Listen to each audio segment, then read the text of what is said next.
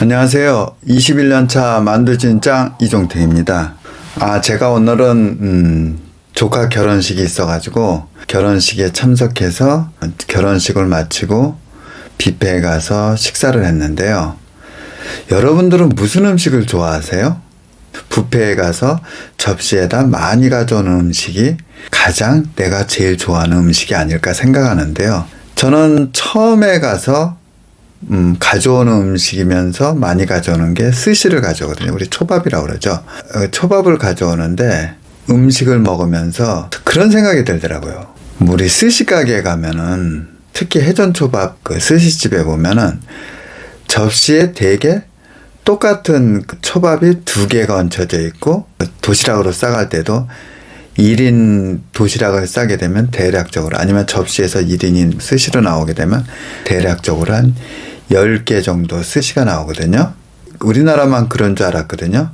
근데 제가 일본에 가서도 그렇고, 심지어 미국까지도 접시 안에 거의 2개가 나오고 1인분이 거의 한 10개 정도가 이렇게 나오는 게, 거의 누가 이렇게 규칙을 정한 것도 한 것도 아니고 우리 이렇게 합시다 한 것도 아닌데 대략적으로 비슷하게 이렇게 동일하게 나온다고 합니다. 근데 이게 왜 그러냐, 여기도 사연이 있는데요.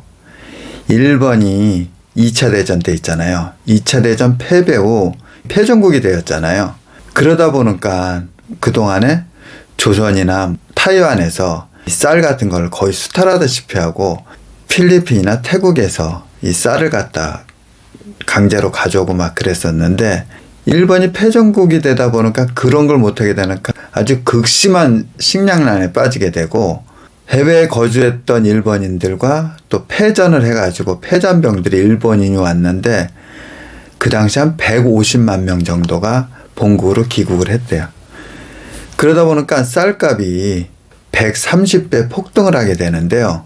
일본이 전쟁 패전 후 한국 전쟁으로 기사회생하기까지 약 1,000만 명이 영양실조로 사망했대요. 엄청난 거죠. 그 당시에 생선도 일본이 섬나라다 보니까 생선이 풍부했었는데, 이 전쟁에서 지하다 보니까 어선도 많이 없어지고 그러니까 생선이 어선 부족으로 어획량이 절반 이하로 감소됐대요.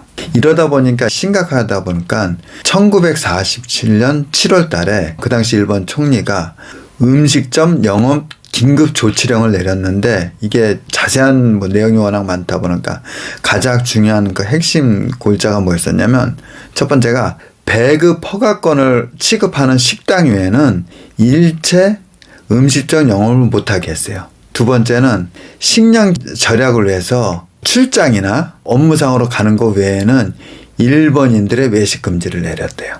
그러다 보니까 그 많던 수많은 음식점들이 문을 닫게 되고, 마찬가지로 스시 가게들도 비상이 걸렸는데, 그래도 궁하면 통한다고 누군가의 아이디어로 초밥을 만들어 파는 것이 아니라 쌀을 가져오면, 그 당시에 일본에서는 배급으로 줬다고 그러는데요.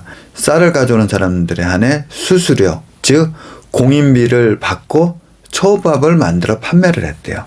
요식업이 아닌 위탁 가공업이 되는 거죠. 일본 정부에서도요, 그 당시 배급량이 1인당 쌀 한 옵인데, 쌀 한 옵이 한 공기 정도 되는데, 이거로 스시를 만들면 초밥을 한 10개까지 만들 수가 있고, 전쟁 전에는 다양한 생선으로 초밥이 있었지만 전쟁 후에는 생선이 모자라서 같은 생선으로, 즉 5가지 생선으로 10개의 초밥을 제공했다고 그러더라고요.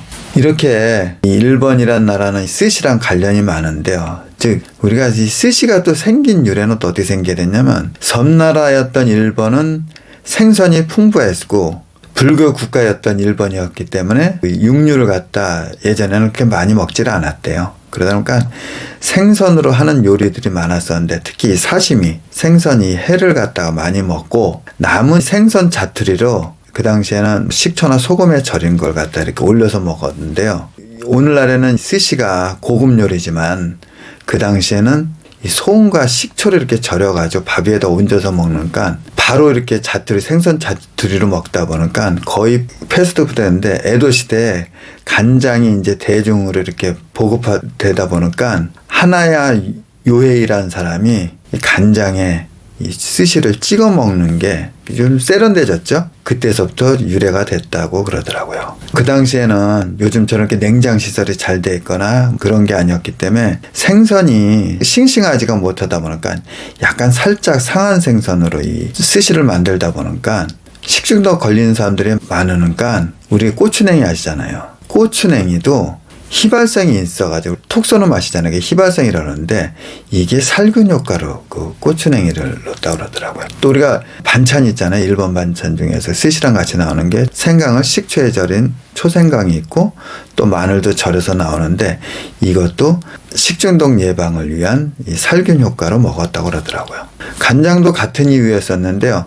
옛날에는 식초나 소금에다 이렇게 절였는데 간장이 보급되고 나서는 우리 그 참치나 아니면 새우 같은 거 그런 거는 또 멀리서 잡히고 금방 쉽게 또 상하기 때문에 간장에 절여서 이거를 갖다 보관을 했기 때문에 그걸 썰어서 또 스시로 만들어 먹어서 간장으로도 많이 해서 먹었다 그러더라고요. 또 그리고 그 당시에는 이 스시가 길거리에서 패스트푸드였고 노점상들이 팔았기 때문에 이 겹겹이 이렇게 올려서 이렇게 팔았는데 겹겹이 올리다 보니까 스시끼리 이렇게 달라붙는 수가 있잖아요.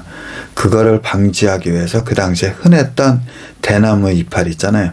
그거로 스시 위에다 얹고 또 스시로 얹고 이렇게 포개서 그게 오늘날까지 전해져서 요즘에는 대나무 잎을 플라스틱으로 만들잖아요. 그걸 이렇게 밑에다 까는 것도 다 그런 이유 때문에 깔았다고 그러더라고요. 만드시는 요리사분들이 옆에 보면 그릇이 있잖아요. 그 그릇이 식초를 넣은 물에다가 약간 따뜻한 물. 왜냐면 요리사의 그 손의 살균 효과도 식초로 인한 살균 효과도 되고 또 손바닥이 30도를 유지하면은 스시가 하나에 300알 쌀알과 30도의 손바닥으로 만드는 스시가 가장 맛있다고 그러더라고요. 온도를 손바닥 온도를 유지하기 위해서 옆에다 항상 그릇을 넣고 손을 담그면서 하게 됐다고 그럽니다. 이렇게 스시 하나에도 역사가 있고 또 우리가 몰랐던 상식들도 많은데 저 같은 경우는 제가 첫 직장 생활을 강화문에 있는 사직동 근방에서 제가 근무를 했었는데요. 저희 선배 중에서 워낙 회를 좋아했는데 그 당시에 회는 물론 있었지만 비쌌었고 우리 같은 월급쟁이나 서민들이 먹기는 좀 부담되는 단가라서 저희가 어딜 많이 갔었냐면 석촌호수 옛날에 가면요. 지금이야 석촌호수가 이렇게 운동하는 길도 돼 있고 참 멋지게 돼 있지만 옛날에는 석촌호수 주변에 구청에서 허락해준 포장마차들이 엄청 많았어요. 그 주변으로 이렇게 삥 둘러 지금 우리 운동하는 그 코스프 있잖아요. 그 근방으로 쭉 포차들이 있었는데 회를 갖다 싸게 먹을 수도 있고 또 다양하게 먹을 수 있어서 저희가 강화문에서 택시 타고 일부러 거기까지도 가고 그랬었는데 그 당시에는 뭐 요즘처럼 다양한 뭐 회들이 있었던 게 아니고 뭐 워낙 냉장 시설들이 좋던 시절이 아니었다 보니까 주로 먹었던 게 안하고회, 병어회, 멍게나 해상 그런 걸 갖다가 먹었는데 그 선배가 많이 먹다 보니까 나름대로 노하우가 있잖아요. 항상 가면은 해 나오기 전에 그 당시 소주는 한 30도가 넘었죠. 그 소주를 빈속에다가 식중독 예방이라고 항상 저희를 갖다 건배를 해서 먼저 먹였는데요. 그게 빈속에 아무것도 안 먹고 그 독한 소주 지금처럼 뭐 이 약한 소주도 아니고 독한 소주 한 잔 먹으면 그냥 짜르르해요. 그 젊은 시절이었기에 가능했겠죠. 그렇게 먹고 항상 이 스시를 먹었는데 지금 생각하니까 그 선배의 지혜로웠다 생각이 듭니다.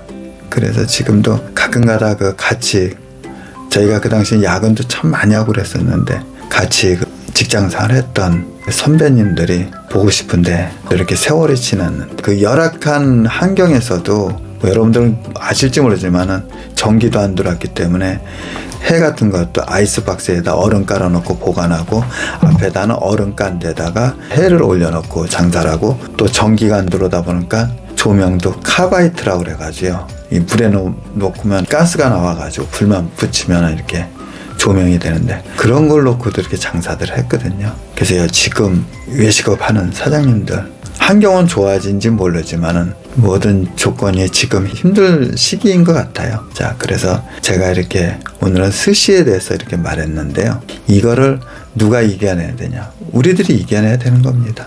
지금까지 해온 것처럼 다 잘하시리라 믿고 노력한 만큼 좋은 결과가 있길 바라면서 오늘도 여러분 구독과 좋아요 부탁드리고 자영업자 여러분 화이팅입니다. 감사합니다.